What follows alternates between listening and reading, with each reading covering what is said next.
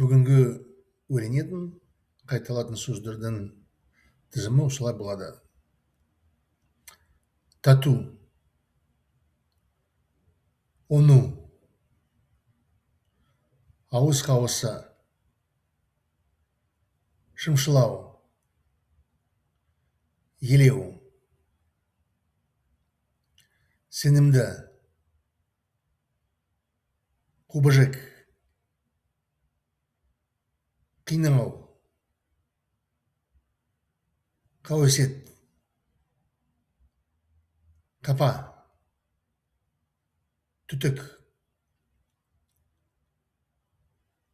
Сөздердің тізімін орыс тілінің нұсқасына оқимын. Тыңдаңыздар. Пробовать на вкус. Линять. Ротовая полость. Щипать. Принимать во внимание. Уверенный. Страшилище, пугало. Мучить, пытать. Слухи. Печаль.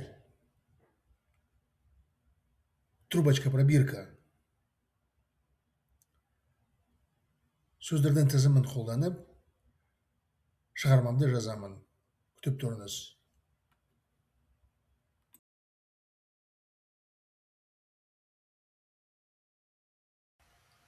Шығармамды жазып, сіздердің назарыңызға ұсынамын.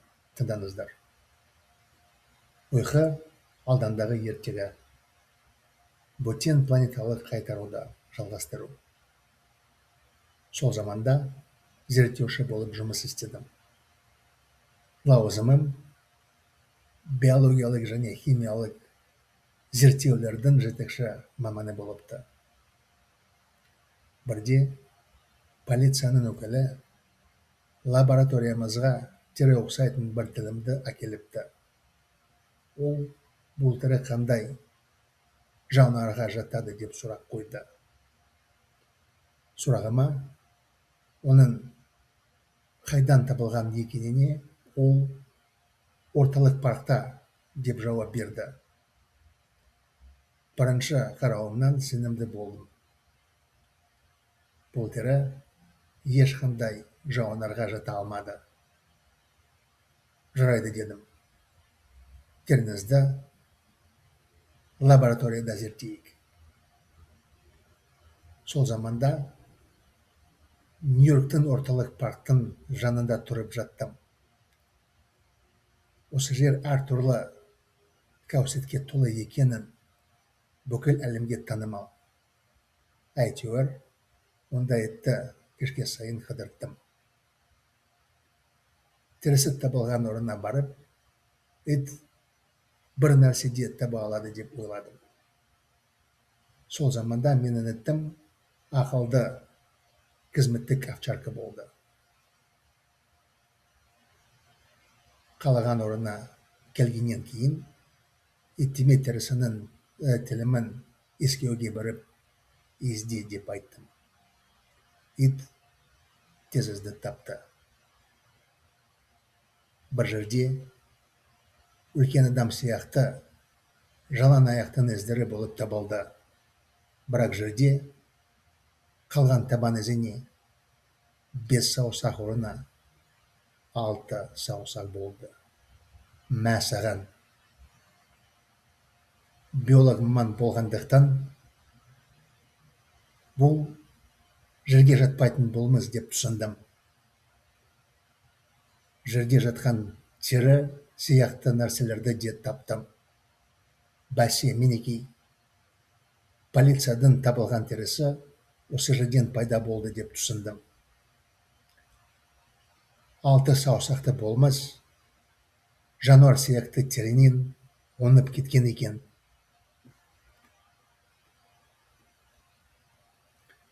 Іздер бойынша ары қарай жалғасып, бұлақтың жағалауында дәу құбыжықтың денесіне тап болдым. ол жерде жатып, өліп қалған қозғалмайтын денеге алмады. Полицияны шақыруға дейін құбыжықтың денесін өзім байқауға шештім. Оның тірісі жасыл түсі болды. Иә, бөтен планеталық екен, деп өзімді сенеме қатты жеткіздім. Оның ауыз қуысында көбік көрінді. Онымен не болған болжа бастадым. Жорамалдау бұл зерттеушілердің жұмысы екен. Мүмкін ол бір жердегі нәрсені татып көріп уланды. Оның бөтен планеталық екенін де елеу керек. Байқауды жалғастырып, құбыжықтың денесінен қинаудың іздері байқадым. Қорқуға түспейтін деп, өзімді шымшылып алдым. Сосын ұйқымнан ояндым. Лабораторияда үстелімнің алдында креслода отырып, ұйқыға түстім екен. Қолымда лабораториядағы түтікті қысып ұстадым. Онда реагентпен араласқан терісінің тілімі бар еді. Мә саған, Құдайға шүкір, бұл тек түсім ғана болды деп айттым. Кішкене қапаланып, терезеден көрдім. Онда менің бетіме бөтен планеталықтың беті қарап тұрды.